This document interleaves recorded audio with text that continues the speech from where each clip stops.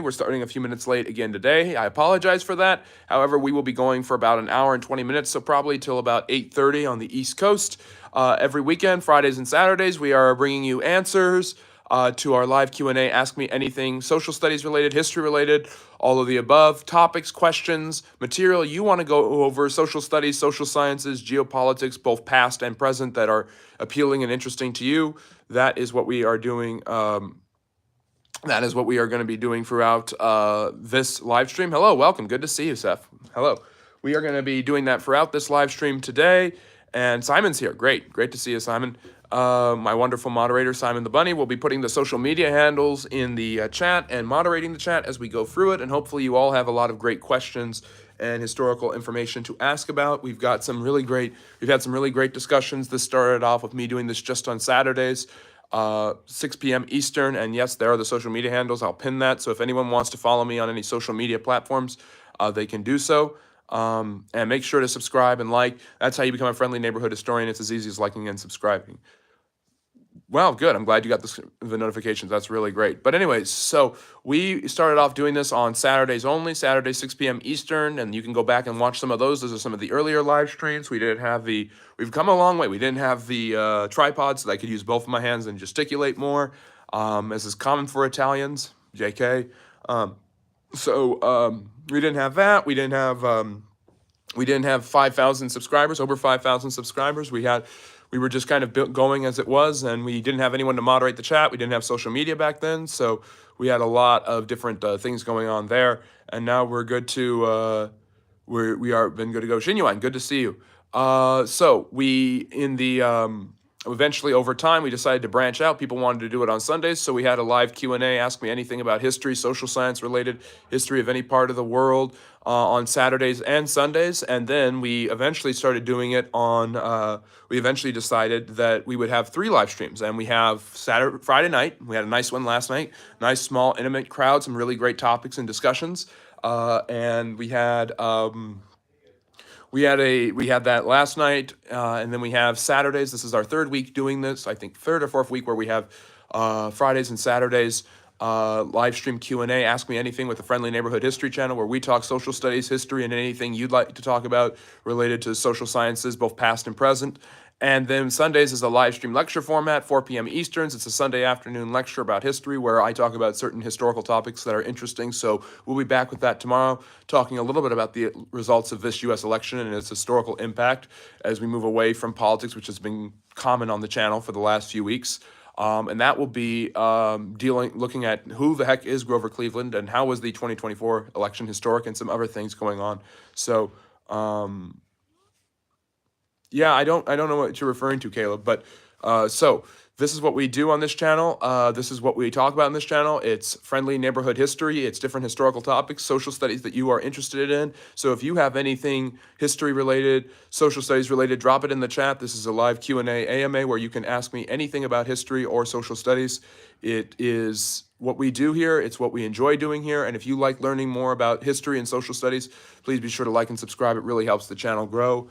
And we are now, I think, close to 53 or 5,400 subscribers. And hello, welcome. Good to see you. Far away from what, Harry?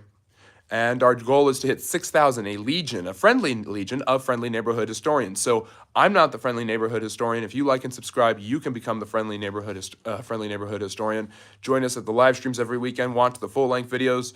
I've got 2 coming out this weekend. One will be a screencast, my last This Week in Politics video, which I've been doing since July when I figured out this election would be really historic in the United States and the presidential election.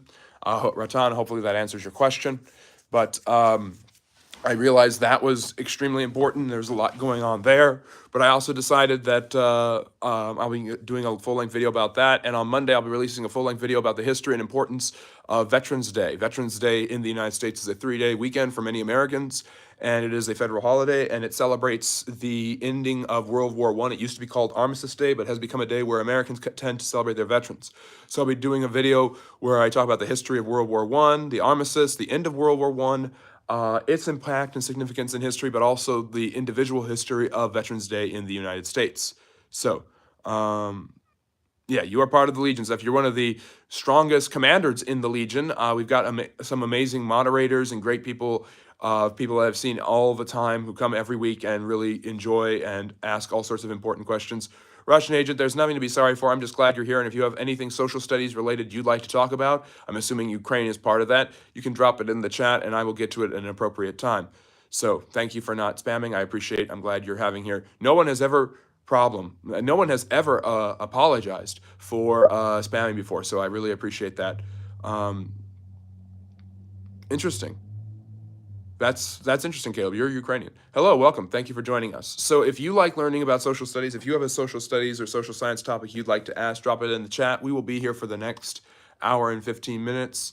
Anything social studies, history related that you want to learn about, that's what this channel is for. That's what we do every Friday and Saturday evenings.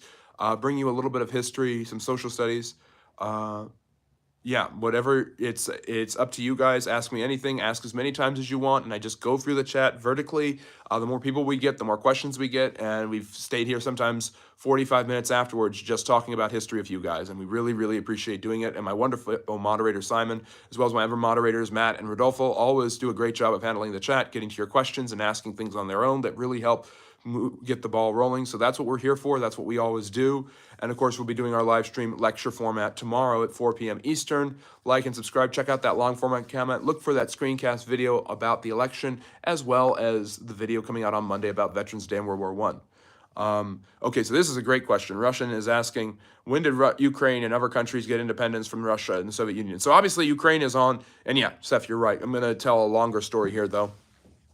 But obviously, Ukraine is in everybody's mind, and everybody is wondering what's going to happen with Putin and Russia now that Trump has been elected, and there seems to be a shift in focus in American foreign policy, perhaps towards more isolationist approach, where the United States will stop trying to get involved in as many different events around the globe as possible, and maybe look more inwardly, kind of abandoning some of their agreements and commitments in Europe. We don't know what that's going to look like or how that's going to pan out or how much of that is bravado from the Trump camp seeking to get something from the Europeans and get them to move in certain directions that he wants them to move policy-wise or agenda-wise.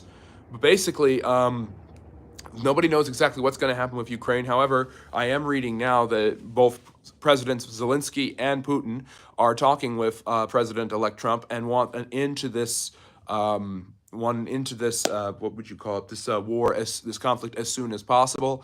And there seems to be growing desire to end the war. It doesn't seem like a winnable war for either side. And Putin is worried that a total defeat would mean the end of his government. While Zelensky has seen the devastation of his country for a long, long time, and is very worried that Trump will no longer be giving the weapons and arms he needs to continue to prosecute the war into Russia. When the war first started, the war was an offensive war. It became a defensive war, and the Ukrainians now have gone on a counteroffensive in order to get the Russians to drop out of the conflict. So, there's a lot going on with the conflict in Ukraine and a lot of questions about the future and past of Ukraine, and I'm glad people are asking that. So the fact of the matter is, as a historian looking at the entire thing, I have to say that Ukraine and Russia have an inextricably connected history that has always existed, and we can't really tell the story of Ukraine or Russia without talking about the other one. Now, a lot of people think that Russia, being the bigger country, has the bigger history and therefore has kind of enveloped Ukraine in its sphere of influence forever, and part of that is true, but part of that is not true. If we look at the actual history of the region and we look at the actual history of the Ukrainian people, we find something a little bit different.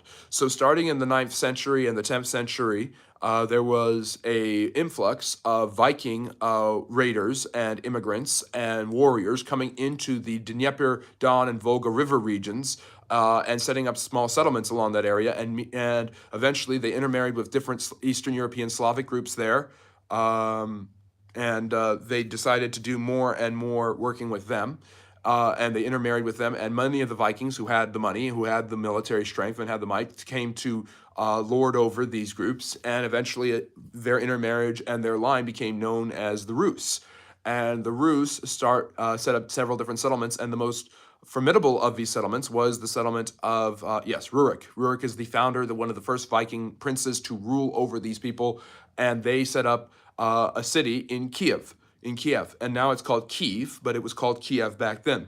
And these people were known as the Kievan Rus. So the Kievan Rus were the first, in many people's opinions, the first Russians, and this is in the late 8th, 9th, early 10th century. And these people were the early Russian people. At least that's how a lot of Russians see it. A lot of people in modern times want to separate the Kievan Rus from the Russians, but that's a historiographical argument. And historiography is where historians argue about different interpretations of history. But basically, a lot of historians continue to debate, are the Kievan Rus Russian or not? And they've got the name Rus in them. From them, you have the branching out of the people group that will eventually create Muscovy, which is what Russia is known as in the Middle Ages, which is a principality that is dominated by the Mongols when they conquer in the 1200s, but will eventually become Russia and the Russian Empire in the centuries that follow, the Tsardom of Russia. So basically, the Kievan Rus, seek a different path, and eventually influenced by their Slavic nature and their Eastern European heritage, and by the Byzantine Empire, become Orthodox Christians in the late 10th century. And the Kievan Rus, there was a man named Vladimir, which is the way Vladimir, his name is spelled and pronounced the same way that Vladimir Zelensky's name is pronounced and spelled, not Vladimir, but the Ukrainian version, Vladimir. He's Vladimir the Great, and he, along with his wife, Olga, pushed very strongly for the Russians, for the Kievan Rus and the Ukrainians to become Orthodox. Just like Charlemagne in Europe, he basically forces them. Either you do this, or you're an apostate infidel, and you are at risk of being killed or persecuted by the church. And so this religious influx, Kiev at the center, and the power of people like Vladimir the Great made the Kievan Rus the powerhouse in that Eastern European region by the Ural Mountains. And so ever since then, Russia and Ukraine have been linked together, and they have a history that is connected and ongoing. And it's very hard for anyone to separate the two of them. And so basically, Ukraine has had several periods of independence from Russia, most notably in the 16th and 17th century. Russia was known as Muscovy back then, and eventually becomes an empire under the first Tsar, which is the Russian word for emperor, for Caesar.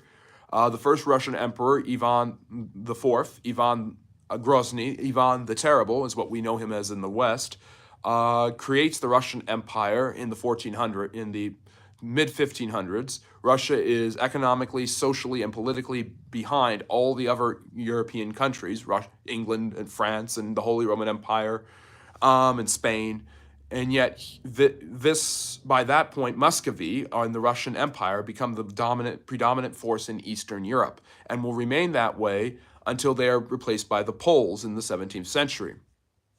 In the middle of that century, the Russians and the Poles decide to divide the region between them, the buffer region, the Ukraine, and starting in 1657 until 1991, the Russians are going to have a predominant influence on Ukraine. They're going to control Ukraine, they're going to influence Ukraine, and Ukraine will be part of their sphere of influence. It will be part of the Russian Empire for centuries.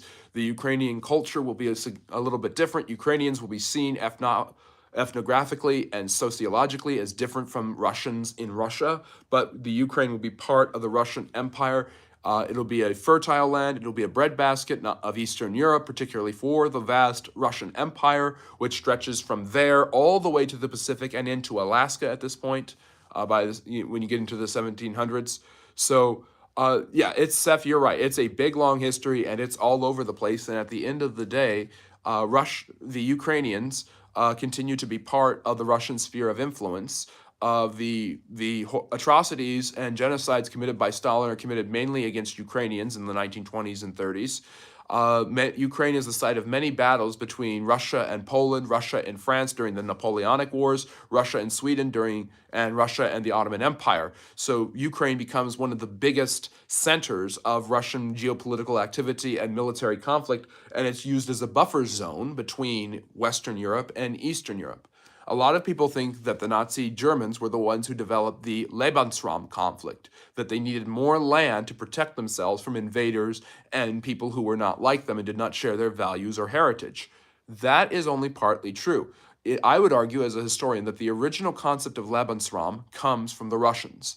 The Russians always have felt, especially since the Mongol invasion of the 13th and 14th centuries, that their land is sacred, but they need buffer states and more land to protect them from invaders, be it the Poles in the 1600s, the Swedes in the 1600s, the Mongols in the 12 and 1300s, any European power or Asian power that could challenge them. They need land to protect them from that. And the Ukraine was the land that protected them from the Poles and the Prussians, the Germans, all of them.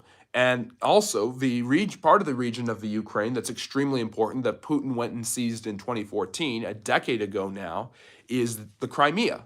And the Crimea sits on the Black Sea. It's a huge, a little isthmus in the Black Sea, connected by a thin strip of land to the mainland of Ukraine. And it connects Russia to the Black Sea, which connects it to Constantinople, Istanbul, which connects it to the Mediterranean Sea, and that whole channel of influence, trade, and cultural exchange. And so the Russians really value and have a great appreciation for the Crimea, and it has been extremely important for them to control the Crimea. And they didn't get it until maybe their greatest ruler, Catherine the Great, conquered it in the 1770s and 80s. She didn't conquer it from the Ukrainians, however. She was too busy dividing up Poland in Eastern Europe. So now Poland became part of Russia when she was the Tsarina. She got it from the Ottomans. And throughout most of the 17th, 18th, and 19th century, the Russians' biggest foe was not a European one, but an Islamic one, the Ottoman Turks. And there was an entire war where the Ottomans tried to fight back against the Russians in the Crimea. It's called the Crimean War, where England and France surprisingly helped an Islamic power against their Russian counterparts. Yeah. So anyways, the point being that the Russian Empire has always had a connection to the Ukraine. Then you get into in the 19th, then that's in the 19th century. So in the 18th century, you have Ukraine being this breadbasket. Catherine the Great actually invites large numbers of German immigrants into her empire to help build up a farming base and a mechanized base and a middle class of artisans and craftsmen. And most of them settle in Western Russia and the Ukraine. And the Ukraine becomes more and more significant in the 19th century, with most of the wars being fought there. And then by the time we get to the 20th century, a lot of World War I action is seen on the Eastern Front is seen in Ukraine between the Russians and the Germans and Austro-Hungarians. And the Russians really do poorly in World War I, especially against the Germans. This leads to the Russian Revolution, and eventually the Russian Empire collapses, and the Soviet Union eventually is able to overcome it and become the powerhouse. And the Ukraine becomes part of the Soviet Union. Now, there is a Ukrainian Soviet Socialist Republic, like there is a Russian Socialist Republic. But the Ukraine, so they don't want to say that they own or control the Ukraine during the 75 years of Bolshevik communist rule in Russia. However, they basically do. And that breadbasket is going to be forced into collectivized farming under Lenin, and then particularly under Stalin.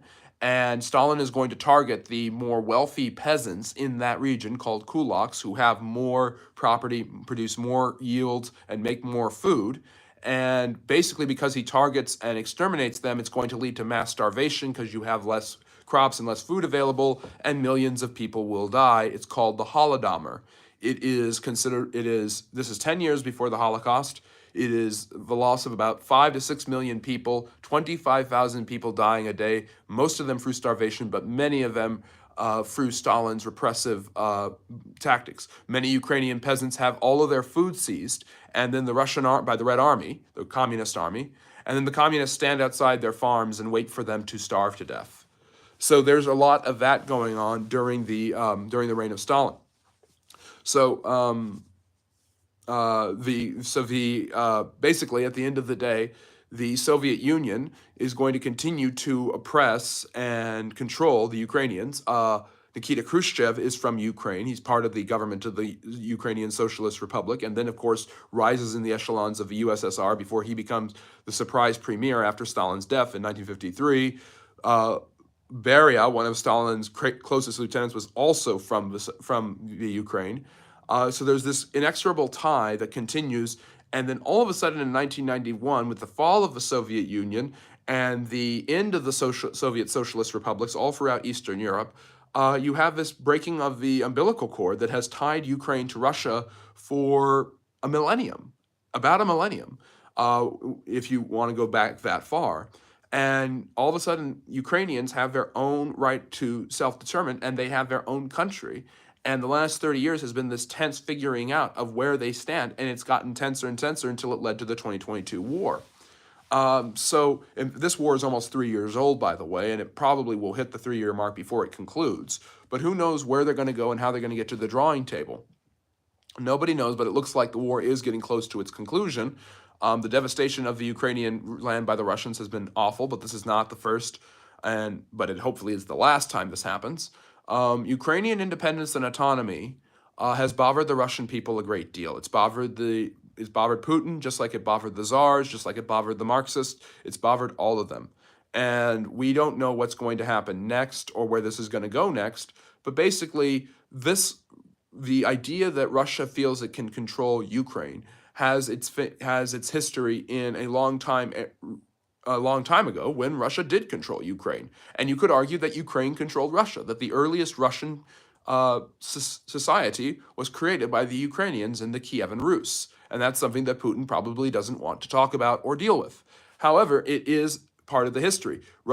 Ukraine has had multiple times where it has had a strong influence and control over Russia. And the Russian capital, back in the times of Rurik and Vladimir, was not Moscow. Moscow was a little tiny hut compared to Kiev. Kiev was the greatest city until the Mongols destroyed it, and then Moscow was the ascendant city. So, yes, life has many doors indeed, Omni. Basically, what do I think? It's not me saying that the Russians have any right to do this to the Ukrainian people or the Ukrainians don't deserve their own self-determination. I'm looking at this from a historian's lens and seeing the deep ties culturally, politically, and historically between the Russian people and the Ukrainians.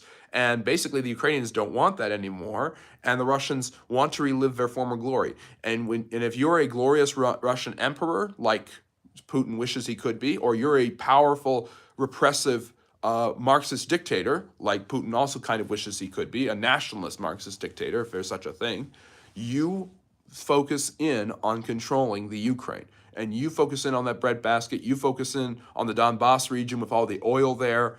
That is central to who you are as a Russian nationalist. And Putin is perhaps the most staunch Russian nationalist. He knows a lot about Russian history. He knows everything I'm saying he knows is true, but he doesn't want to admit anything about Ukraine's founding of Russia rather than Russia's founding of Ukraine. So Caleb, a long answer to a short question, but yes, 1991 is officially when the Ukraine gained independence. But you could argue that Ukraine started off as an independent entity and has had several periods where they were like that, and that you could even go so far as to argue that the Ukrainians created the Russians. And yes, Putin was a KGB agent. He worked with I believe he has not ever really departed from Marxist principles. He has become far more religious and traditional, which the Marxists did not follow, the communists, the Soviet Union did not follow at all. And he is much more open to a nationalism. He has allied himself closely with the Russian Orthodox Church. But he seems to be in danger now. There seems to be a worry of decline amongst Russia. Russia's economy is in terrible shape. And the two biggest threats now are this war continuing to go on, and it looks like he is now willing to go to the drawing board and give up, perhaps. And also the head of the UN, or not the UN, the European Union today announced that she wants President-elect Trump to funnel as much oil into the reserves of the European Union as possible so that they no longer have to rely on the Russians. If Putin loses this, his economy collapses completely, and he loses his government, and he may even lose his life in a revolution or coup. Nobody knows what's going to happen next, but I would not want to be Vladimir Putin right now. He hasn't been able to recreate this powerful Russian empire like he wanted to. He hasn't been able to bring back what he thinks were the glory days of the Soviet Union. Supposedly, he idolizes Stalin and Ivan the Terrible. He knows Russian history. He knows what those men were able to accomplish. What he fails to understand is the lesson that history has taught us, that obviously there has been a change in world politics and geopolitics that won't allow for an Ivan the Terrible, that won't allow for a Stalin to basically do this unchecked and unchallenged oppression of groups of people. And it seemed like it would be up to the Biden administration to tell him that lesson. But he might be very well learning it in a more peaceful, implicit way through the Trump administration. We'll have to see exactly what happens. There's a good possibility this war continues and that the United States pulls out its support. A lot of people have predicted that if Trump does that, that the Europeans will not be able to stop Putin and that Putin will be able to have a free hand in Ukraine. But that doesn't seem to be the case. I think there's been a lot of cost by Putin and the Russians. We'll have to see what happens next. That's more geopolitics than it is history. But I hope you enjoyed that history about Russia and Ukraine and their relationship. And again, if you are enjoying what you're learning about and you're enjoying the history, like and subscribe helps the helps the channel grow. So I've got a few things here in the channel that's been brought up, so I want to address them. Seth, good luck with that. Pronunciation of Russian words is hard. The Russian language is not an easy one to pronounce. Cyrillic is its own creation. It was actually created by two monks who were trying to preach the Christian gospel to Slavic peoples, and so they were the Cyrils. And so they created a language based off of a language for these people, and they used that to translate the Bible into that language. And that language, of course, is Cyrillic, and that is the language family of Eastern Europe. It's the language of places like Croatia and Serbia and Russia, and it's huge for Serbian and Slavic peoples in that region of the world. Yeah, I don't know about Crimea being off the list entirely, because for me, I think that Putin is going to want to hold on to Crimea. I think the oil in Crimea and the access to Black Sea ports and trade is just too much for the Russians. The Russians will not be able to survive economically if they don't have that on. So Simon's asking, didn't the Black Death originate in Kaffa on Crimea Peninsula? Well, it could have. The Black Death in Europe really starts in Venice, where ships from the Middle East bringing rats with the fleas that are carrying the bacterium arrive, and that is how you get the spreading and proliferation of the Black Death in the 1340s, which kills about a third to a half of Europe's population. Tens of millions of people, total depopulation, a far worse pandemic than COVID-19 could ever dream of being.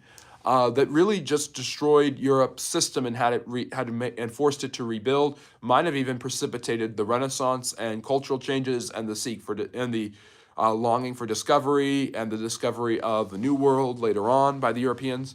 The rediscovery or the engagement with the New World. I don't like discovery because obviously the Native Americans had discovered North and South America long before the Europeans had.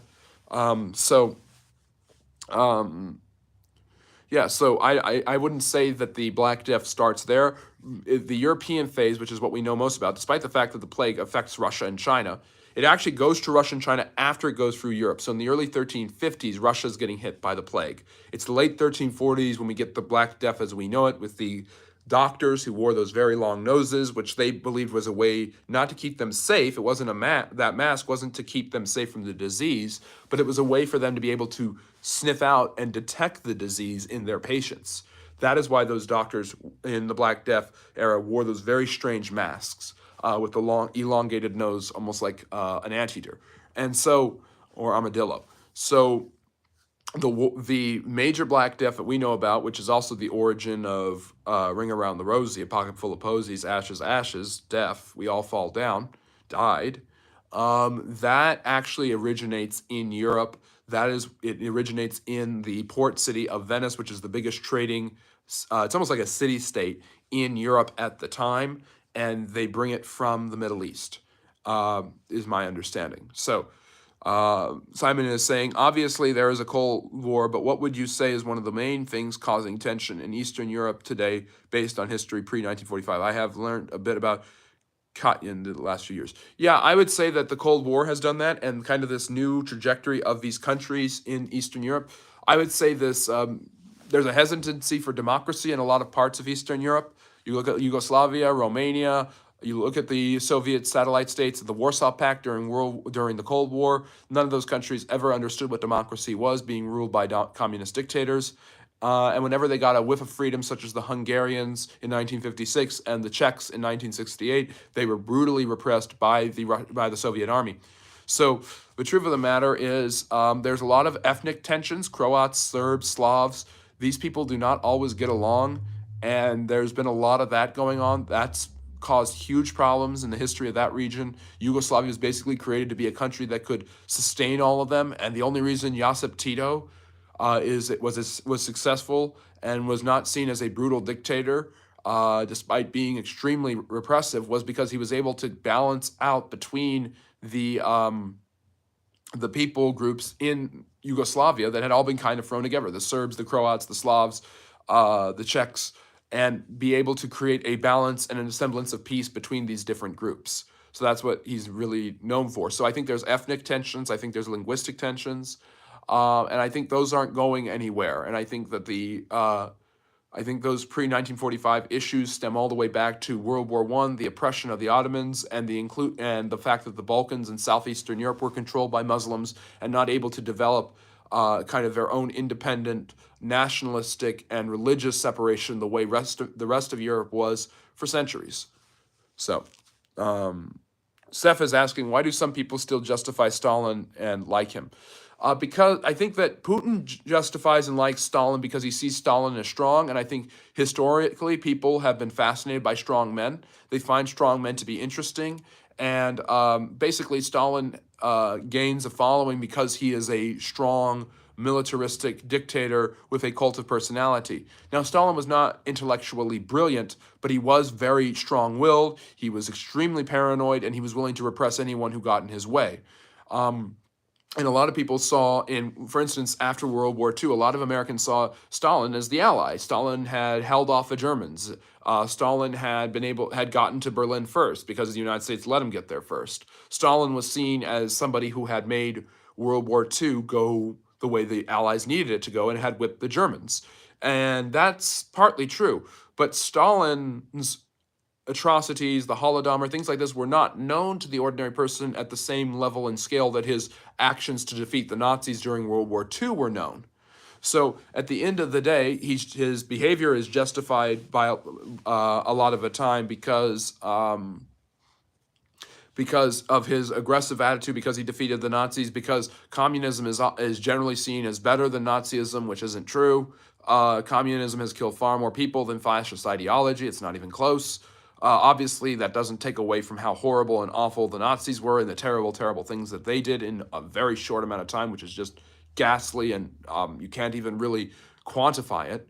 But you can't even quantify some of the things that Stalin did: his purges, which killed millions, the Holodomor, which I just mentioned, that killed millions of people. So why do people justify it? Well, they saw him as an ally after World War II, and people, particularly on the left, believe that Stalin had created a strong, powerful country. He had mechanized, which was a Marxist ideal. He had mechanized his society from an agrarian group of people to an industrial society. And that industrial society was strong enough to be able to hold off the Germans in World War II. People were, so one of the best examples of this is Jean-Paul Sartre, who was a well-known French communist philosopher during the 40s and 50s.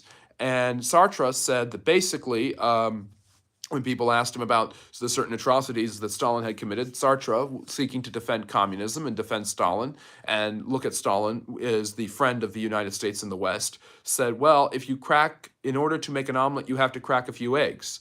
And of course, the greatest response to this was George Orwell, who wrote 1984. Orwell knew Stalin very well and had been covering him for years. He wrote his second most well-known book, Animal Farm, about Stalin, about the rise of Stalin and the dangers of Stalin, and this was before World War II even started. He wrote it during World War II. But Orwell obviously retorts, where is the omelet? People live in abject misery. Their lives are terrible. The government does not give them a living. They give them their money, but they don't work. They are suffering. They are constantly repressed. The police state is strong. They kill off their enemies and opponents. The warning against totalitarianism in 1984 is not about Nazi Germany, although I'm sure Orwell was thinking about that, his main focus is his greatest enemy, Stalin. And the way Stalin set up for Soviet Union to be a place where you ratted out on your neighbors, you threw people under the bus, and you were persecuted not just for what you did, but what you thought.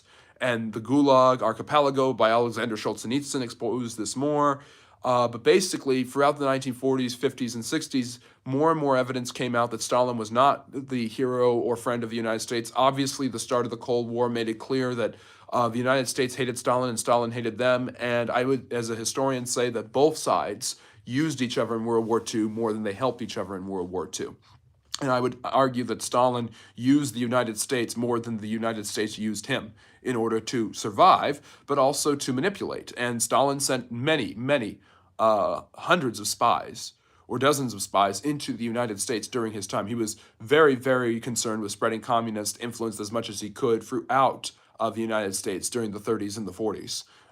So at the end of the day, people justify and like him because he's strong and because they felt for a long time that he had created the socialist paradise that people had that Marx had envisioned.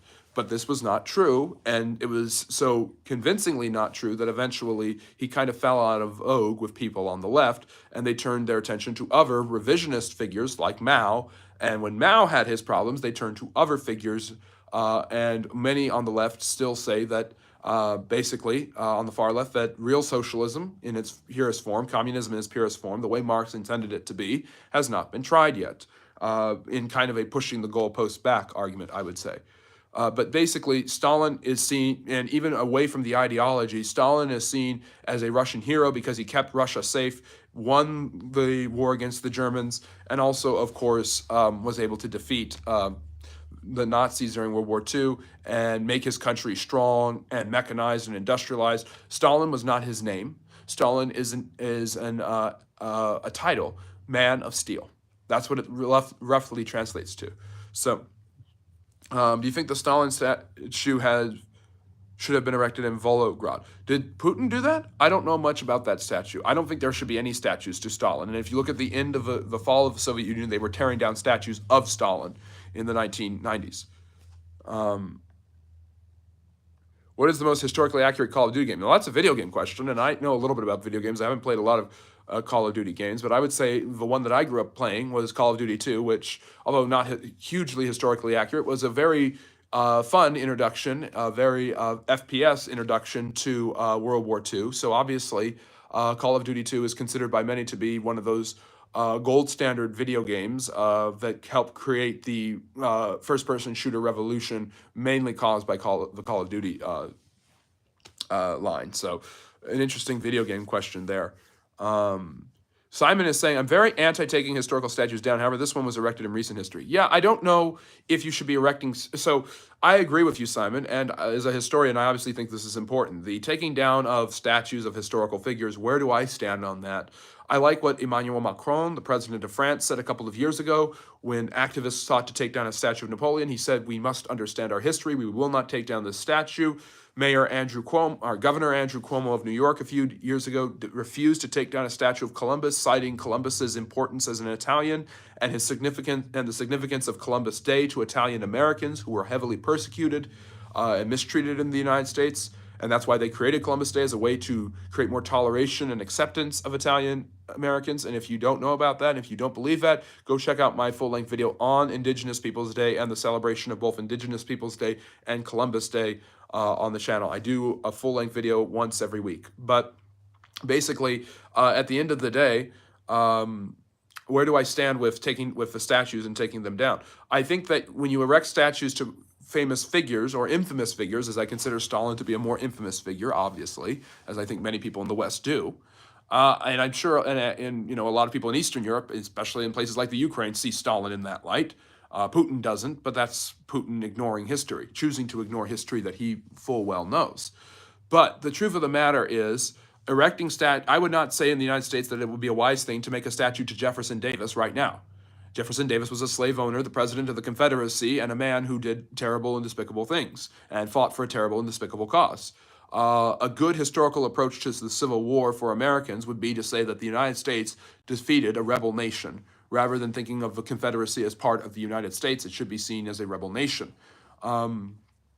So basically, what I'm saying is, to answer your question, Simon, I think that there should be, and yes, Simon says like and subscribe. I really appreciate that. But basically, I have a sense that statues that are there, that have been there, have a history of their own, entrenched and built for a reason, should not be torn down necessarily. I don't think there's any good building statues to people that we have, that history has clearly pointed out to us are despicable in most of their natures. No one in their right mind would ever advocate, and they'd be completely right, never to advocate a Hitler statue in Munich or Vienna, his hometown. Everyone would be up in arms, and rightfully so. But to advocate a Stalin statue in Volgograd is not great either, and it shows the huge problems with that, with the historiographical approach, and perhaps a lack of understanding about history. And that's why I'm here. I'm here to bring as much understanding to history to as many people as possible. And I think that behavior and reaction about Stalin and building a statue to him is a symptom of the historical issues, of a lack of historical knowledge and information, and I think it's a despicable idea. So, Croatia is Roman. Yeah, that's true. Caravaggio, I hope you're still here, says UKR is about to get divided up like a brew. Yeah, it seems like there's going to be some sort of division and revision to the map. And I don't know what that's going to look like, but obviously the best thing to do is to end the war as soon as possible, and not to let Russia get a stranglehold, and who knows, and obviously there needs to be some sort of rebuilding of Ukraine and peace for those people there, because they've suffered greatly. Yes, Croatia does have a Latin-based language, as does Romania, which is why it's called Romania. It was once Dacia. The Romans controlled a large portion of the Balkan and Eastern European states. They never quite got to Poland, but they had Hungary, for instance. Yeah, so, yeah, no, it's a common misconception. It's a historical myth, which we do here on the channel, Seth, that the mask was used to prevent them from getting the disease. Maybe they thought that would do it. They certainly didn't, because many of them died. One of the most famous doctors of the time was a man named Guy de Chiliac, and he wrote the Malefice Maleficarum about the plague and what it did to him after he got it, and was one of the rare people to survive the plague. So that's a very interesting historical figure there. History teacher at night school, watch TV news and discuss. That's a great thing to do. We need contemporary history. We need to focus on contemporary history, and that's what we're doing here, talking about Russia and Ukraine and the presidential election. Thank you, Sam. I really appreciate that. That's very smart. That's very nice of you. Let's see. And yes, I know plenty of things I don't know. And I think that's what, if you look at history, and we're talking about historical figures and statues of them, the best historical figures in history knew what they didn't know. George Washington was a great leader in many, many ways, not because he knew everything, but because he knew what he didn't know. And Washington knew the military battlefield, and he knew how to unite people and be inspiring through examples and hard work. He didn't know much about economics, so he left it to Hamilton, who created the American system. He didn't know much about foreign relations. He left it to Jefferson, who had experience there. There was a lot that Washington didn't know, and he knew, but he didn't know how to train his forces to do European-style drills and marches. So he trusted men like the Marquis de Lafayette and, of course, Baron Friedrich von Steuben to train his men in that European way so they could face against the Redcoats. So Washington, despite many great strengths of his own, knew many of his weaknesses. One of the best stories about George Washington, it's definitely seeped itself into this pro-American, nationalistic Americana history that might be a little bit more apocryphal than true, is that Washington, at the end of the Revolutionary War, his soldiers, who were all owed huge sums of money from the Continental Congress, wanted to revolt because they weren't going to get paid, and Washington understood all of this. And they were going to do a revolt, and they wanted to make him king. And he said, I have not gotten rid of King George III to become King George I. He had no desire to become the first American king. But he decides to give a speech to them to remind them of the cause that he fought for, and to remind them of the importance of liberty and freedom, and of following and allowing the Continental Congress to create a republic rather than to create a monarchy or to overthrow the government. And so when he gives this speech, he addresses the men, and he can't read the speech.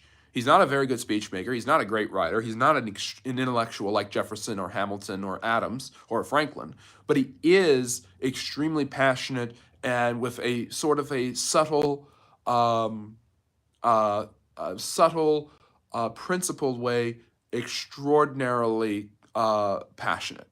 And so he has the speech. He has an aide run to get him glasses.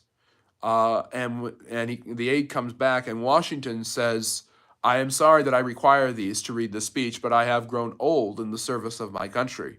And just him saying that is like a switch, flip of a switch. His men start to cry and bawl their eyes out as he reads this speech.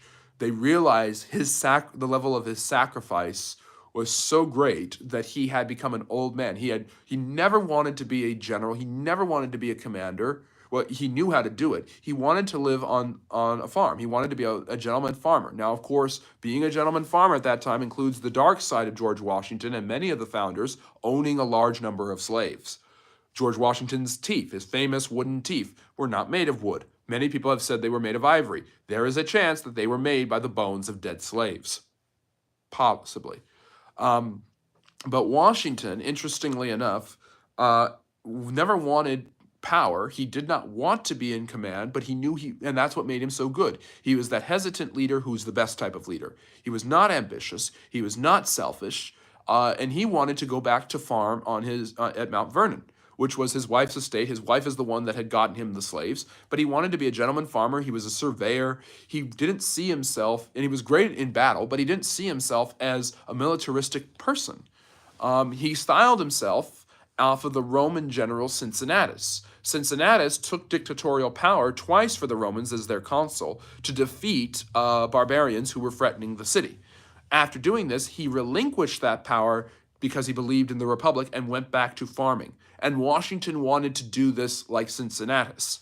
He saw himself in that way. And because Washington was this self-sacrificial leader, I would argue that that's a good reason why the founding fathers, when they put together the executive branch and the presidency, saw the president gave the power of the president a quick, swift executive function, the ability to be a commander-in-chief and get things done quickly, much like the Roman proconsuls. So the American system is based off of the Roman structure of government. They had an assembly and a senate for the upper class, and it's also based on Greek democracy, and that's why it's a democratic constitutional republic. And Washington, I think, is fashioned, and the role of the president is fashioned after Washington, who fashioned himself after ancient self-sacrificial Roman leaders like Cincinnatus. So, and there's a guy who we should put more statues up to, and we shouldn't be tearing down the statues of him already. We should teach the important lessons about George Washington and the wrongs that he committed. There's no doubt about that in any way, shape, or form. But how far is this going to go? Are we going to tear down statues of everyone who's imperfect? Then we won't have any more statues. Are we going to nitpick every historical figure? Are we going to be able to have a demarcation point where there's a general social consensus about who was good despite their faults and who was awful despite their accomplishments? Where do we go with that? I don't know enough about the moral argument, but I do know as a historian that if we don't know our history, we will be in for a lot of trouble. Hegel said we learn from history that we never learn from history. The history needs to be there, and the lessons need to be taught. Robert E. Lee's statue being torn down in Charlottesville was obviously, I think it was the Charlottesville incident in 2017 was a huge contemporary issue that started this ball rolling about, do we tear down statues? And I mean, the same people who were trying to tear down statues of him later went so far as to try to tear down the statues of Frederick Douglass. Of all people, Frederick Douglass, who was an ex-slave who wrote one of the most powerful works and was one of the greatest contributors to the freedom of slaves and the emancipation of women politically in human history. Robert E. Lee, though, if he had not fought for the Confederacy, would be considered America's best general. And the only reason he fought for the Confederacy, he didn't like slavery. He had a few slaves, which of course is not okay. I don't want to sound passé about that, but he didn't he didn't think that slavery was a good institution like many people of the time and believed it would die out over time, but he was loyal to Virginia and he went with Virginia. Lincoln had asked him to lead the Union Army, and if Lincoln had gotten Lee and to Virginia to stay in the Union and Lee to lead the Union Army, the war would have been over in a year. But Lee is probably single-handedly what kept the North from winning the war for years because he was such a great strategist, and he's an interesting character. And we don't for, and he was one of the best generals in the Mexican-American War, which is how the United States gained the Southwest and California. So a man like that, despite playing for the losing side, should not be ignored. His history should not be ignored or covered up. Does that mean he gets a statue? Does that mean he gets accolades? I don't know, but he's one of the most important military officers in American history and should be learned about, even visually. So, anyways, that's a long answer to a short question, but we've got a nice intimate group again today, and so I like doing that, almost like a mini live stream lecture. Let's see here, going through the chat. Yeah, Simon, I don't know what that guy was saying. I think he's just kind of going on a rant. Yeah, I don't know where Vi was going. So if you're enjoying what you learned about, if you like what I just said about statues, about the history of American figures and the history of historical figures in general, please like and subscribe. It helps the channel grow. Again, the goal is 6,000. Yeah. Yeah, global, I like that. We could relabel the statue and give alternative info. We can have statues of other figures. We can have disclaimers. We could have all sorts of things. That tearing down the statue doesn't make sense, especially when these people have an important contribution. Now, I don't think we should erect statues to rebels, but I understand why there was a statue of Robert E. Lee. And we have to understand, as one of my professors in college taught me, the past is a foreign country with a different language and different practices. And they glorified in the South for a long time their Confederate part of their history. And I don't think that should be glorified right now. I think there's enough attention on the Confederacy, and we know exactly what they were and why they rebelled. I mean, the lost cause myth, all of this nonsense that people have argued that the South, it was economic, it was social. No. All of the economic reason was so that they could keep their plantation culture, which was based on slavery. Their social differences from the North was because they had slaves and they had a paternal system.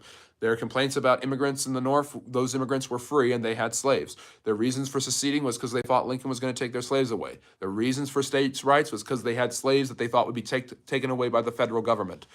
At the end of the day, the Civil War is about slavery, and we shouldn't sugarcoat that. And I like that idea, Global, of alternate information, perhaps not contradictory information, but different ways for people to learn the dark side, the good, the bad, and the ugly of history. Should Mount Rushmore be destroyed? No.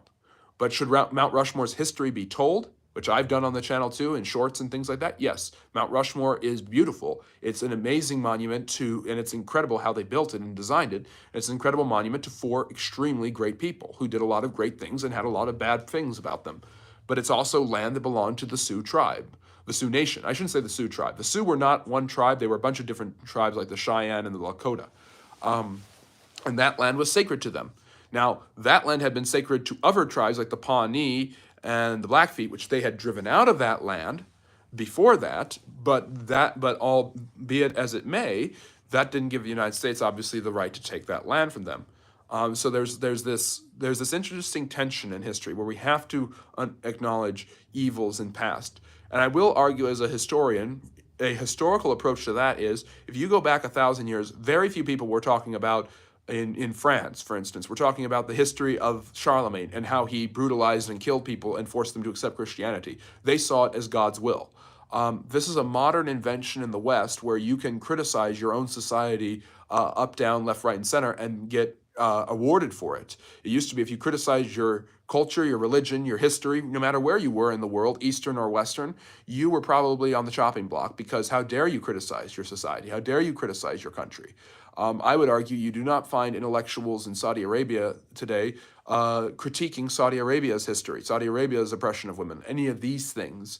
You may find that in Israel, the only democracy in the Middle East, but you will not find it in certain parts of Africa. It's a Western ability to criticize and critique your nation. Now you have political dissidents and you have people with education who are going off of that principle, but the ability to critique your own society and torch its ideals and its history is a newer invention. It's not historically there. Decrying and condemning Bartolomé de las Casas, condemning the Spanish for enslaving natives and then Africans and for their and for killing off natives. Obviously, people have stood out as shining stars in history who were able to criticize and see the wrongs then and there, but that's not the same thing as torching your own society and its history. So, anyways, rant over. If you like what I said, if you agree with what I said, or if you disagree vehemently and you just want to learn more about history, you're in the right place, and I really appreciate you being here. Follow the social media handles that Simon the Bunny, my wonderful moderator, has put up there. We may end a little bit early. We've got a thin crowd today, so I don't know how many questions there are. Yes, and Simon, you were right. It's so easy, the technology, to get different perspectives and learn different stories, and we have to definitely do that. Yeah, I feel that information wars affects history more than any other academic subject. Yes, it definitely does. People read an article and they want to make a pronouncement. I think science right now. I think since the COVID-19 pandemic, since the whole controversy around the COVID vaccine, since the issue of the lab leak theories, all the conspiracy theories running around in the wake of the COVID-19 pandemic, I think that that's actually more. Science is more under attack and at war than ever before with the information wars. But history is a close second and there's a lot of very virulent historical perspectives out there. And a lot of people thinking that history exists as a tool to use in order to promote their own agendas or ideas. Yes, Global, I would watch that video. I would like and subscribe to your channel, and I would agree with you because you are certainly great. And you do not need to be made great again, Global. You are great for just being who you are, showing up and asking all the amazing questions and bringing up the amazing topics that you do. So thank you. And so Otter's here, and Otter promised to bring up Woodrow Wilson, America's 28th president. And I have a series on the presidents. So if you want to learn more about the history of the U.S. presidents, check that out. There's some short length and long length videos. The Wilson one was a longer one. I think it's like 3 or 4 minutes, so long. But compared to a short, that's long. And I heard YouTube's now doing 3-minute shorts, so we'll see what that looks like and what people are doing with those 3-minute shorts. That might be good for this channel. I don't know. I'll have to check it out. I'm trying to focus more on long-form content because I want to get monetized. And it's easier to get monetized with long-form content than it is with shorts because you need a lot of views on shorts compared to long-form content. It's just easier to get views on shorts than it is on long-form content, obviously. So Otter's asking about our 28th president, Woodrow Wilson. Why was it so controversial that he and Congress established the Federal Reserve? Why is the Federal Reserve still controversial? Yeah, that's a great question. And a lot of people think that the Federal Reserve is going to come under renewed targets in the Trump administration, which has promised to be a very purging, anti-government, almost libertarian style of administration with Elon Musk, Robert F. Kennedy, and others. But basically, what's controversial about it is you have the ability for controversy because the Federal Reserve is not a government bank. In the 1800s, in the early part of American history, we had a national bank. Andrew Jackson, a president who is very similar to Trump in many ways, destroyed the national bank. So who knows, maybe Trump, if he destroys the Federal Reserve, will once again, like he usually does, be paralleling the brash and aggressive Andrew Jackson. I don't know. We don't know. But anyways, the point being, the Federal Reserve set up as a way to monitor the currency of the United States and to print money based on the silver standard and now based on nothing at all. And I think because it's a private organization with its own CEO who really is operating on his own pretenses, but is also working with the Treasury Department and closely with the government, because it's a private organization that is so closely aligned with the government and controls the money of the nation and can print money and often prints it wildly. I think that's why it's become such a figure of controversy. Wilson was doing this as a way to regulate the currency and keep the super rich from controlling everything. It was a progressive ideal back then. In order that the government could monitor the currency supply would eventually lead to more and more positivity for those who didn't have as much money as the ultra rich. And so it was controversial back then because obviously the ultra rich felt challenged by it, and it's controversial today because not the ultra rich, but perhaps people who are more middle and working class feel that it is just a powerful bank that controls the interest rates of the country, controls the money supply of the country, and therefore indirectly maybe at least partly controlling the inflation that the country has seen, especially since the days of the COVID-19 pandemic. So to answer your question, the Fed has always been controversial. I need to look more into this as a historian, but on a personal level, I've been looking into John F. Kennedy. There's a conspiracy theory that he was assassinated because he was trying to investigate and audit the Federal Reserve. and have it done. But that didn't work out. Nixon took the United States off the silver standard, and ever since then, the Fed has had carte blanche to print money whenever it is necessary. The government deems it's necessary, and a lot of people, particularly on the right, do not like that. Although people on the right don't mind that when it comes to wars. But there's this back and forth between where both political sides in this country, for some strange reason, always want to condemn the other side for being fiscally irresponsible. Right now, the biggest one is President Trump, President-elect Trump, is trying to call for mass deportation. And quickly, the media, liberal media, as well as many liberal commentators and politicians have pointed out that it will cost billions and billions of dollars to do this a year, and they're absolutely right. However, and they believe printing money and just will ruin the deficit and continue this mass spending. And they're right, that's what it's going to do. However, they did not have these qualms with the Inflation Reduction Act, which was also billions and billions of dollars. So at the end of the day, getting angry about that is fine, but this is a government, the government of Joe Biden, that has sent billions and billions of dollars kind of flippantly to Ukraine and other places, Israel and things like that. So but obviously, whichever party is not in charge wants to say that the party that's in charge is spending recklessly. It's just, what are they spending it on? So, and of course, they rely on the Fed to print that money and to adjust interest rates according to the market, and try to guess how the market is going to go, and use economic signs as a way to control economic health.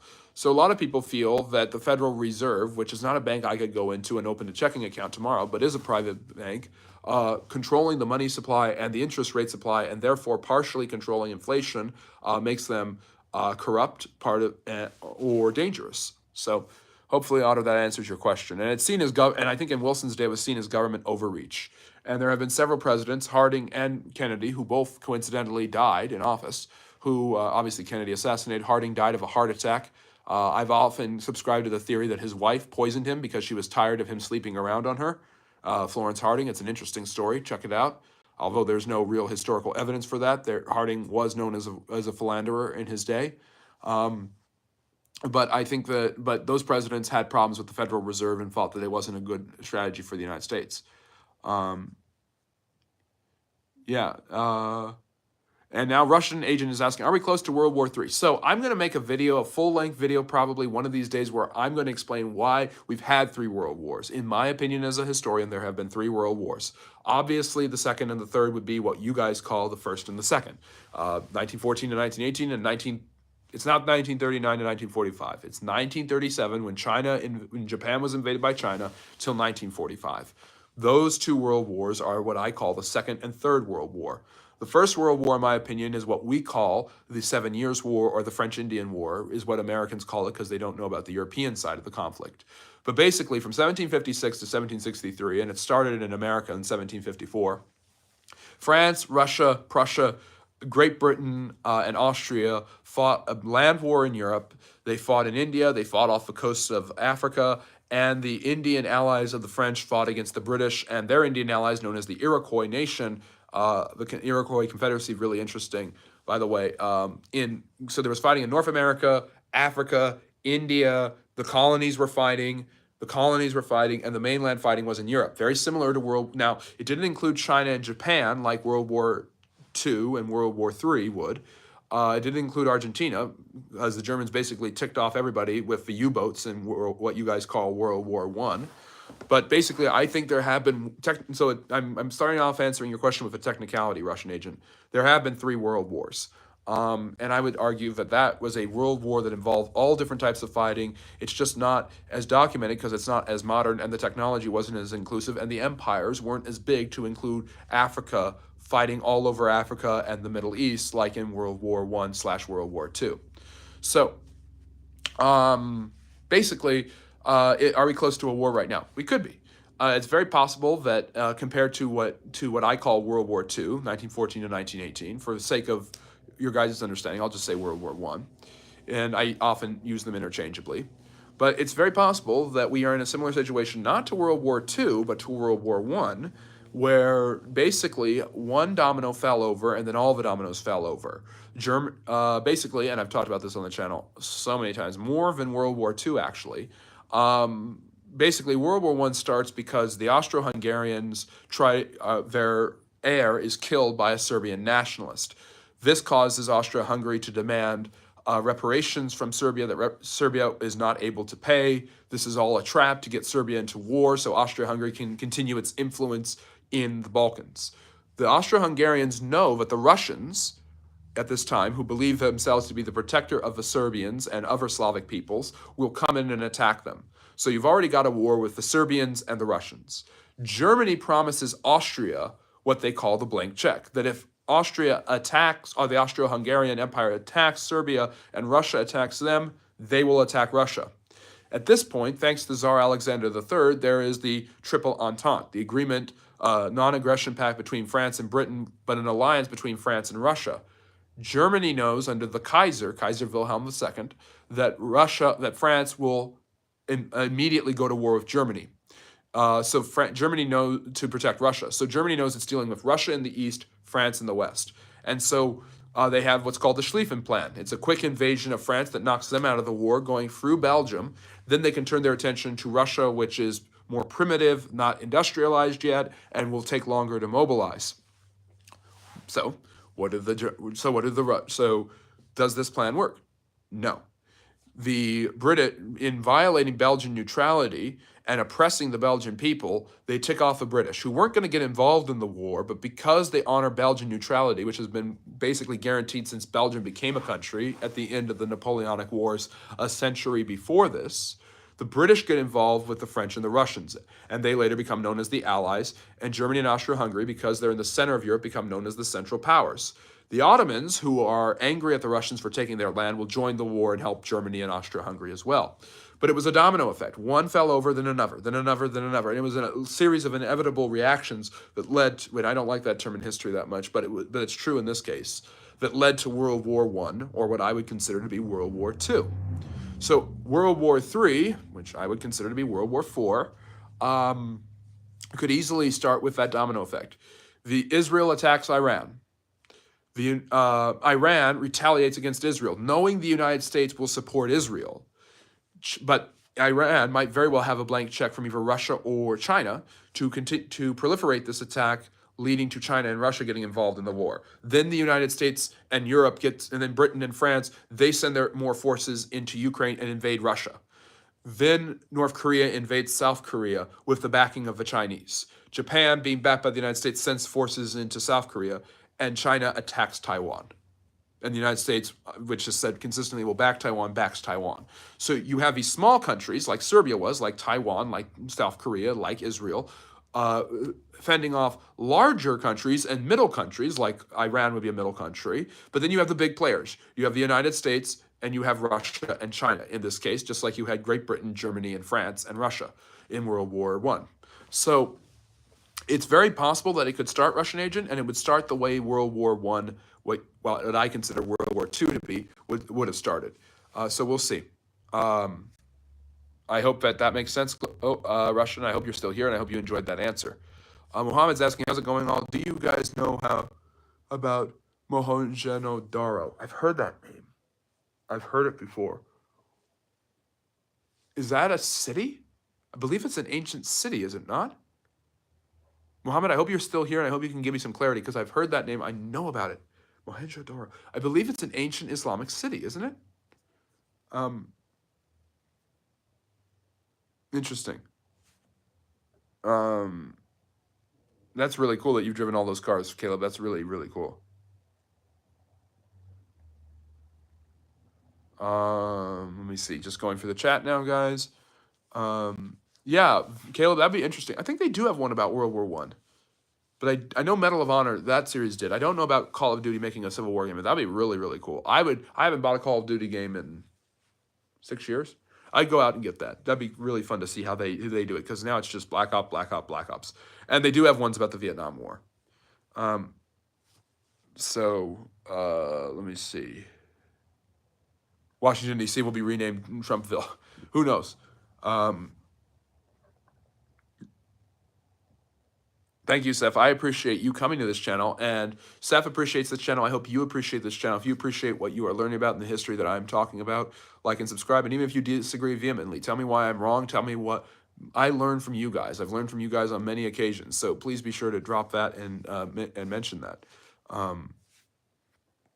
Oh, Nugs, I hope you're still here, but you're asking who is your favorite president. So, favorite and best are not the same. I think when you talk about best presidents, the names come out instantly: Washington, Jefferson, Lincoln, Teddy Roosevelt. A lot of people like Franklin Roosevelt. I personally do not, but I understand why a lot of people do. I think a lot of people in modern contemporary history have a feeling on both sides of the political aisle that there really hasn't been a great president in a long time.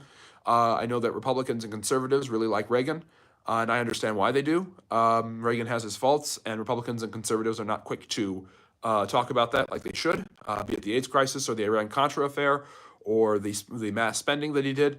But Reagan definitely had a lot of strong suits that liberals pretend didn't exist at all. And I think a lot of people see Reagan, for a long time saw Reagan, and this has been revised in recent years, as maybe that fifth face on Mount Rushmore and one of the top 10 presidents in American history.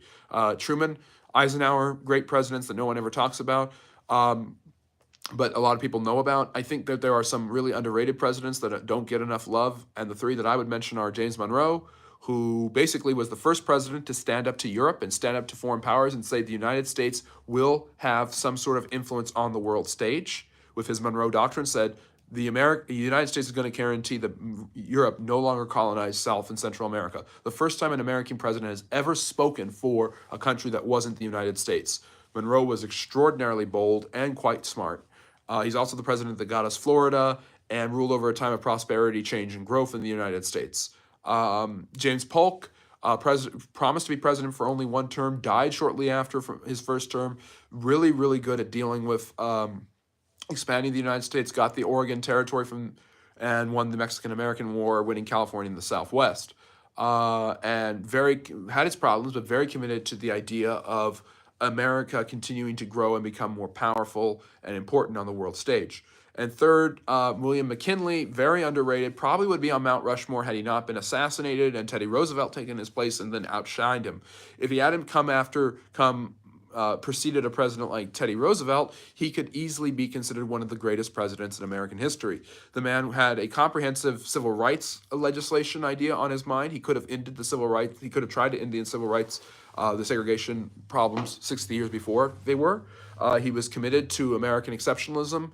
America was economically prosperous, and he won the Spanish-American War and is the man who destroyed the Spanish Empire, which had lasted for, by that point, 4 centuries. So McKinley was actually an extremely important and accomplished figure. His assassination and the president that came after him outshadowed him. But those are 3 presidents who I've done videos on, but I think would be great if you learn more about Presidents Monroe, who, by the way, bought the Louisiana Purchase. He was the diplomat who did that. Monroe, Polk, and McKinley. Those are some of my favorite presidents because they're so underrated and we don't talk about them nearly enough as we should. So Nugs, I hope that gives you an answer there. Yeah, Simon's saying, yes, there is a lot of misinformation in science. However, I feel with regards to COVID, some has been justified simply because there's no long-term studies. The historiography hasn't been made yet. Yeah, there isn't a history of COVID yet. Although maybe I should do that. Maybe I should do a video on the history of COVID-19 and its impact because it is 5 years almost since COVID-19. I mean, everyone wonders why it's called 19. It's called 19 because the first cases were detected in Wuhan, China about this time 5 years ago. And I remember hearing about it and I'm hearing the first cases. I'm like, okay, it's Ebola all over again. It's not going to change how I live. It changed how everyone lived, even people who pretended that it did not. So I think that there's probably some room now to talk about the historical impact and significance of COVID-19. And I think right now, Trump's victory this year, Robert F. Kennedy wanting to dismantle vaccine mandates and wanting to overhaul many of the pharmaceutical companies, the rights war against different scientific communities and things like that, I think is a result of the COVID-19 pandemic. And the government response to it, the lockdowns, the mandates, the conspiracy theories, the mask mandates, all of that stuff. There's a lot of tension that has built up that is going to have historical implications. And perhaps it's time somebody does a video on the history of the COVID-19 pandemic and see what it actually was and how it actually worked as from a historical lens. So I think this is the time to start creating that historiography. Not 20 years from now, now. That's what I foresaw with this election. Maybe I should foresee it with the pandemic as well. Obviously, there's a lot of trauma connected to the pandemic, and so a lot of people don't want to talk about its history. But that would be, I think, that's an extremely important thing for historians to do. But let me see. 6,000 quotations from standard histories and biographies. Charles Eugene Little, Historical Lights. That's interesting, Global. I'll have to check that out. Thank you. I love the book recommendations. Good to see you. Thank you for joining us. Interesting. Global, I'll have to check that out too. Yeah, it could be. People are just tired from the election. People don't want to hear about the social science. I mean, we had a lot of people when I did an entire live stream lecture explaining how elections work. Maybe we'll get more tomorrow. Maybe I just need to be on time. But the algorithm might not be kind to us, but I don't mind it. I mean, I've sat here and done live streams with only 4 or 5 people listening, learning and growing in their knowledge of history, and you got to start somewhere. So make the most of it. Good to see you. I'm glad you're here. I didn't see you pop in. But many financial experts predict due to abolition of gold standard in 71, the currency will therefore inevitably flatline to its true value being 0. Yes, devaluation of the currency is never a good idea. If we, again, a Friendly Neighborhood History channel could have, is that, sorry, I'm having, hope you can still hear me. We're having some technical issues. Sorry. But anyways, the truth of the matter is that in 1971, a historical perspective could have really helped out with the gold standard because devaluation of the currency has never, ever, ever, ever, ever worked. Now, the ancient Romans had no idea about inflation and what that would do. Basically, what the Roman Empire did was they started to put in their coinage. They didn't have paper money. Paper money was invented by the Song dynasty in China in the 13th century. But basically, the Romans, what they would do is they would take their coins and they would say it was made out of silver, but they would have bronze impurities of it. And they would devalue the currency by increasing the amount of bronze, copper, and other less precious metals in it, so that the currency would become less and less valuable. But because there was more bronze and tin and copper available, they could make more coinage. So the more coinage there was, the less value there was in the coinage. So that would lead to inflationary crises that Diocletian and emperors like this who tried to fix it could not understand. There was only one Roman emperor, Domitian, who understood currency. And Domitian, who is often seen as a despot, but really wasn't, who is an underrated Roman emperor, as a matter of fact, and I've got an entire series on Roman emperors. Go check that out if you'd like. But basically, Domitian understood that the Roman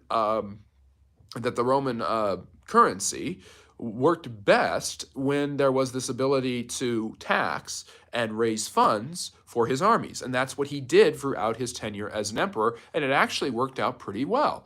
By the end of it, he actually inflated the value of the currency instead of deflating it. So that's what's going on there. Diocletian was extremely important in that regard. So I think that yes, when you don't have a standard to buoy your money to, and that means you can print the money, and basically the dollar is surviving on the value of the dollar. So that's a cycle. That's like me surviving on the value of myself. You don't have something to compare it to. Going off of gold and the silver standard, I think it has short-term benefits in that you can print and create more money just like the Romans could. But the money, what is its value? What is it? How do you understand and comprehend the importance of the dollar? And that's going to lead to the deflation and devaluation of the currency, especially as more and more of it is produced in the system. So, interesting, Global, from the late 1800s. Yes, we must never forget their sacrifice. Historical Lights, thank you so much. I'm gonna have to give myself one of those. We could make our own history plaques and place them around town. Yeah, we could, Global, but I don't know if we have the funds or timing to do that. Seth is saying, do you have a least favorite president? Yeah, so I'm a favorite presidents. I think I might as well mention some of my least favorites. I have presidents who I think are underrated. I have ones that I think are overrated. I think that FDR is overrated. Most economists agree that FDR did not solve the Great Depression.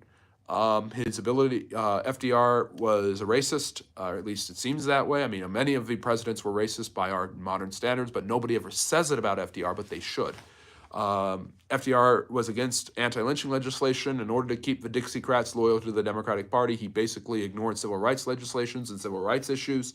FDR also personally was not a great person either, a notorious philanderer, just like Warren Harding. He also obviously interred the Japanese Executive Order 9066, which is a horrible part of American history, a totally unnecessary and unforced error in American history. It didn't make any sense at the time, and it makes even less sense now. And so Roosevelt definitely had his problems. His ability to lead the country, especially during World War II, I think is his redeeming quality.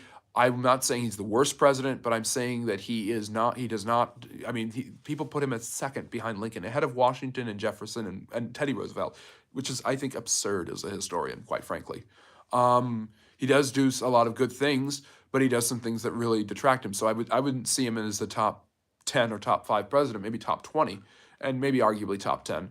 But I'm not going to be so gung ho on Franklin Roosevelt. Other presidents that are overrated, I think, as much as I love him, as much as I respect him, I think JFK is overrated to a small degree, only because he didn't have that completed tapestry. I think a huge amount of the love of John F. Kennedy, which he deserves, a lot of it, is the potential. But that doesn't make him the greatest president just because he had so much potential. He did have a lot of good ideas. He botched the Bay of Pigs invasion, and then the Cuban Missile Crisis came as a result of that. Kennedy really struggled with foreign policy early in his presidency. Khrushchev thought he could be pushed around. That's why he built the Berlin Wall in the first place. But Kennedy ended up learning from his mistakes, and that's what I really admire about him. And Kennedy, I mean, profiles and courage. The man was actually an excellent historian, as well as a very good president. Not a perfect president, but a very good one. Those are some presidents that I think are overrated in the grand scheme of things. I'd also say that I'm trying to think. I'm thinking because I mentioned Democratic presidents. I want to be fair. I definitely think Ulysses S. Grant is an overrated president. A lot of people in recent history have put Grant on this podium because he was a great Civil War general. He was not a great president. He did a good job of destroying the Ku Klux Klan, but the corruption of his administration allowed the Southern Democrats to gain power and take back the South. Grant has been considered one of the worst presidents until recently, where everyone wants to think about his Civil War accomplishments rather than his presidency. But he was not a skilled politician. He was not a good judge of character. He made a lot of mistakes when he was president, and so a lot of people see him as middle of the pack. I see him as below middle of the pack. My least favorite president, I'm going to go with James Buchanan, because not only is he my least favorite president because he basically started the Civil War, he's also probably America's worst president by any objective metric. I don't think Trump is the worst American president. James Buchanan literally caused the Civil War because he was so inept. And there's a guy with a lot of political experience, a lot of political knowledge, who just wasn't able to apply it and was too idealistic to actually get things done and was too lazy to make things work. So that's what I think when it comes to presidents there. The United Kingdom once held dominion over the United States of America. It doesn't make me feel bad at all. I know it full well. I talked about this last night. The United States didn't have a dominion system, so it wasn't post-colonized by the British the way many African countries, and of course Canada was. But yeah, the United States has its heritage in England. That's amazing.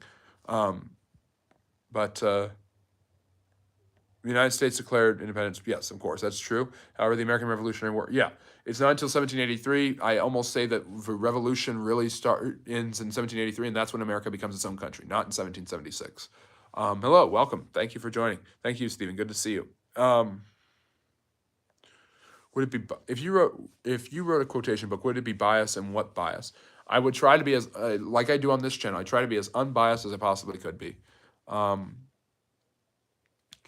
Yes, that's definitely true. France and Spain, seeking to undermine Britain, but also interested in the American cause of liberty, helped them out. And pirates, too, were a big part of it. I'm glad you've already subbed. And tomorrow we're going to be, let me see, are there 3 words to be advertised? Repeat, repeat, repeat, therefore it can be passed by memory. I don't know what you mean. I'm not sure what you mean. Make the most of it is saying, in hindsight, FDR, Churchill, and Eisenhower, having had understandably enough of war, were willing to make deals with the devil and Stalin. My granddad survived the Holodomor as a kid randomly. Yeah, that's definitely true. It was a deal with the devil, and I think Stalin used them, and they used him. I'm glad you love this stuff, Stephen. It's great to have you here. We're going to stop here. We've been going an hour and 20 minutes, and we went over to make up for yesterday's deficit. where we started really late and had to end on time basically instead of going over. But I really appreciate everybody and their questions. If you enjoyed what you learned about, like, subscribe, tell your friends and your family. We will be back tomorrow for 4 p.m. Eastern live stream where we're going to talk about this election a little bit more. And we're going to talk about who the heck is Grover Cleveland and what a Trump presidency means historically. But it's so great to see everybody. Tell all your friends and family. Really appreciate seeing you guys. Check out some of that long form content and short form content. Really helps the channel. You guys are the best. Have a great night. And I'm going to take my last question is, who is buried in Grant's tomb? I believe it's Grant. I've heard a rumor about that, but I don't know much more of that. But yes, you're the fantastic one. Make the most of it. Have a great night, everyone. Take care. Bye-bye now. And hopefully I'll see you tomorrow.